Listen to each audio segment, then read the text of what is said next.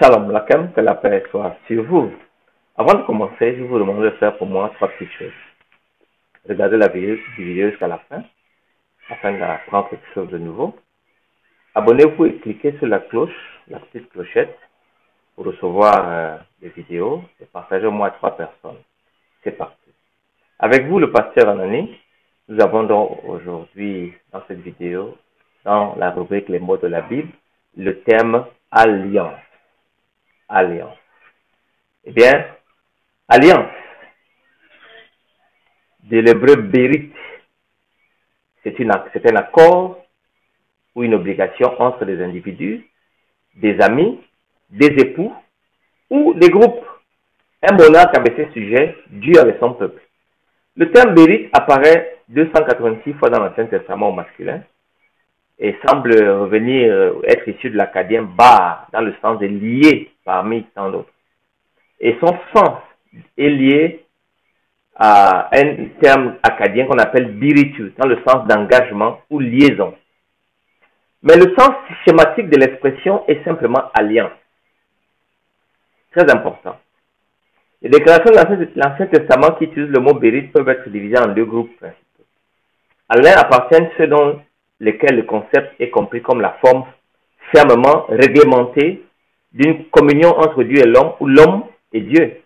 À l'autre appartiennent ceux dans lesquels l'alliance est présentée comme la forme mi-légale ou mi-sacrée d'une communion entre l'homme et l'homme. Le terme est traduit néanmoins 257 fois par diathèque et je reviendrai dessus là plus tard, par le texte de la Septante, et signifie généralement ordre ou institution. Le terme alliance dans le Proche-Orient ancien, ainsi que dans le monde grec et romain, et qui ont probablement emprunté cette formule politique à l'Orient, sont repartis selon 2 champs sémantiques. Un serment ferme et un engagement d'une part, et l'amour et l'amitié de l'autre part. Alors, les synonymes de l'alliance dans la Bible est la parole de l'Éternel, Agé chapitre 2, verset 5. Ou promesse faite à Dieu ou par Dieu dans Deutéronome chapitre 9, verset 5. Ça peut être également un conseil dans Ésaïe 30, verset 1, Osée chapitre 10, verset 5.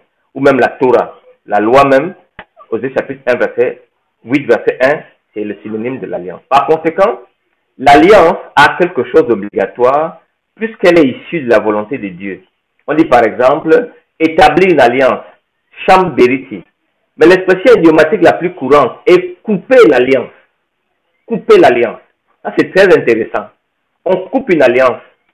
Selon Ézéchiel chapitre 37, verset 26, on dit donc je couperai avec eux une alliance de paix, une alliance éternelle, dont les traductions diront je traiterai. Wekarati lahem berit shalom berit holam. Je couperai avec eux une alliance de paix et une alliance éternelle. Jérémie chapitre 33, verset 20, chapitre 33, verset 25 a le même concept. Couper l'alliance donc était l'idiome qui signifie figurativement décider de la partie inférieure et décréter de la partie supérieure avec des termes bien précis. Dieu décrète et l'homme décide d'entrer dans la relation. C'est une alliance ferme basée sur la vérité où elle trouve sa force, quoiqu'elle prenne en compte des éléments de la fraternité et de paix. Shalom, Jésus chapitre 9, verset 15 ou Nombre chapitre 25, verset 30. Dans le Nouveau Testament, le terme diathéké, qui vient de diathithémi, disposer de, qui est un acte juridique par lequel quelqu'un dispose de ses biens. Mais la Bible n'utilise jamais syntéké, un traité bilatéral. Pour l'hébreu bérit, qui dans l'Ancien Testament est un pacte entre 2 parties inégales, une partie supérieure et une partie inférieure, comme cela se déroulait dans les conditions de vassalité. Le puissant promet sa protection aux faibles, à condition que ces derniers s'engagent à le servir. 2 Samuel chapitre 3, verset 12, sous le regard de Yahweh. 1 Samuel chapitre 20, verset 8, chapitre 23, verset 18. Ainsi, un serment rend solidaires les parties. Dieu reste fidèle à ses promesses. Le peuple s'engage à observer les stipulations ou la constitution de l'alliance, d'abord donnée à Israël sous forme de table de l'alliance, ou encore des 10 paroles écrites du doigt de Dieu. Exode chapitre 34, verset 28. Deutéronome chapitre 9, verset 9, Nombre chapitre 10, verset 33. D'où la bénédiction ou la malédiction qui conclut généralement l'alliance. Jamais cependant l'aspect de contrat ne l'emporte sur celui d'une promesse ou d'un don. L'alliance est un don. Galates chapitre 3, verset 15, Hébreux 9, verset 16. En fait, l'alliance amène la paix entre les 2 parties. Job chapitre 5, verset 23. L'amitié, Ésaïe chapitre 54, verset 10.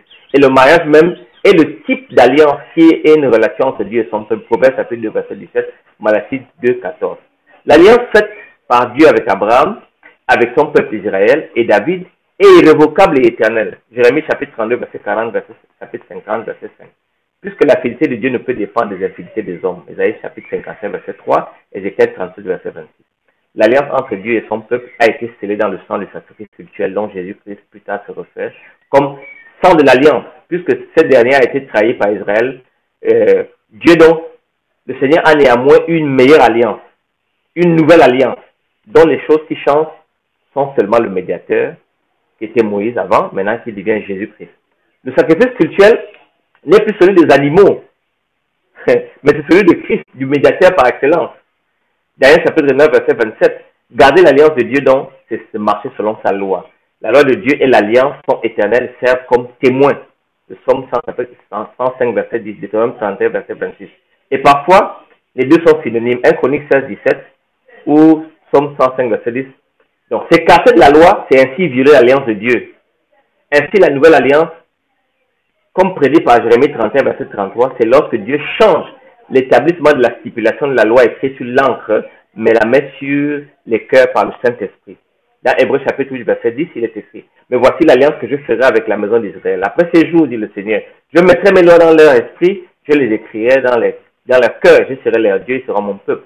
L'opposition que les gens lisent entre les deux alliances est un peu forcée, puisque la même loi, selon Jérémie 31, est le socle de la validité de la nouvelle alliance. C'est la même loi. Mais les moyens d'obéissance à cette loi ont changé. Maintenant, c'est l'esprit qui nous permet d'obéir. Galates chapitre 4, verset 22 à 31. Dans l'alliance, la loi utile fut ajoutée plus tard, conservée, mais dit Paul, Romains 8, 3, 4 choses impossibles à la loi parce que la chair la rendait sans force. Dieu a condamné le péché dans la chair en envoyant à cause du péché son propre fils dans une chair semblable à celle du péché. Pour que l'exigence de la loi soit accomplie dans le cadre de l'alliance, il fallait une nouvelle nature. Et c'est pour cela que Dieu envoie son Saint-Esprit pour que nous vivions une vie de victoire dans le cadre de l'alliance. La loi n'est pas abolie selon Matthieu 5, 17. Dieu exige que sous l'alliance, une obéissance soit parfaite. Mais cela ne peut se faire que sous la conduite du Saint-Esprit. Tous deux étaient juste devant Dieu, observant d'une manière irréprochable tous les commandements et toutes les ordonnances du Seigneur. Luc chapitre 1, verset 6. L'application de ce terme alliance, c'est que toute la prospérité de Dieu envers son peuple, le salut éternel se déroule dans le cadre de l'alliance. Jésus est non seulement celui qui accomplit les termes annoncés par le prophète Jérémie 31, 33, mais c'est celui qui nous garantit l'assurance de la formule. Vous serez mon peuple et je serai votre Dieu. Exode chapitre 29, verset 45. Et tout cela devrait être vécu dans le royaume de Dieu avant la seconde venue, la communion parfaite avec le Père. Ainsi, par l'Esprit, sous la nouvelle alliance, le croyant produit les fruits de l'Esprit. L'amour, la joie, la paix, la patience, la bonté, la bienveillance, la douceur, la maîtrise de soi. Nous voulons, pour ce faire, rester connectés. Dimanche, nous allons discuter d'un terme important, inclusif, alpha et oméga. Soyez bénis l'Éternel qui a fait les choses de la terre. Nous disons non au racisme, égalité contre racisme. Que le Seigneur vous bénisse. Shalom.